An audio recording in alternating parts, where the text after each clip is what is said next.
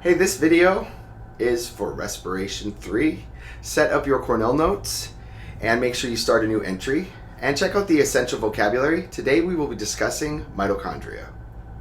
So the mitochondria, a lot of times you might call it the powerhouse of the cell. But mitochondria, depending on how they're drawn, they can be drawn any of these ways. They're a lot more complex than this, but this is how you'll see them drawn on Regents questions. But it is the organelle in both plant and animal cells that performs cellular respiration. So it's called the powerhouse because it is producing all of this ATP that is used by the cell. Now, both plants and animals have mitochondria, but I'm going to walk you through what's happening between a plant cell and an animal cell to produce this ATP. So plants, remember, are making the glucose in the chloroplast, and there is the chloroplast right there. The glucose is going to come out of the chloroplast and go through the cytoplasm before it makes its way into the mitochondria. So recall that there are three different organelles that are involved in the respiration process, the entire process for plants. The glucose starts in the chloroplast, moves through the cytoplasm, ends up in the mitochondria. Now, in an animal cell, the glucose has to come from outside of the cell because animals do not make their own glucose.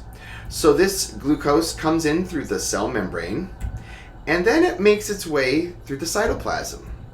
And in the cytoplasm, it moves until it reaches the mitochondria. And at that point, it is in the mitochondria where it will be broken down and the bond energy will be used to construct ATP. So, one thing that you may encounter is if you have more glucose, you may impact the respiration rate. Now, what does that mean? Well, there's an experiment that you may have done before or that we might do at some point, but it involves different concentrations of yeast. So this is an Erlenmeyer flask. Yeasts are single-celled organisms that produce carbon dioxide because of respiration. And you can put the yeast inside an Erlenmeyer flask with glucose and put a balloon on top so you can catch all of that carbon dioxide. So this would be an example setup. We have 0% glucose, that would be our control. We have 2% glucose and 10% glucose. You can do different amounts as well. Now, over time, you heat this up and you have water, yeast, and some glucose in there, obviously. And over time, what's going to happen is these balloons are going to increase. Now, the balloon that has 10% glucose had a faster or higher rate of respiration. And we can tell that because we can measure the size of the balloon. Now, what's in the balloon? Yeah, you guessed it. Carbon dioxide, because that is the gas that is produced from respiration.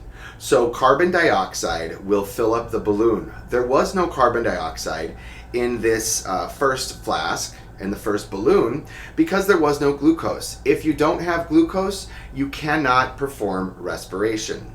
Likewise, if you don't have oxygen, you also cannot perform respiration. But we will be discussing that in a future topic.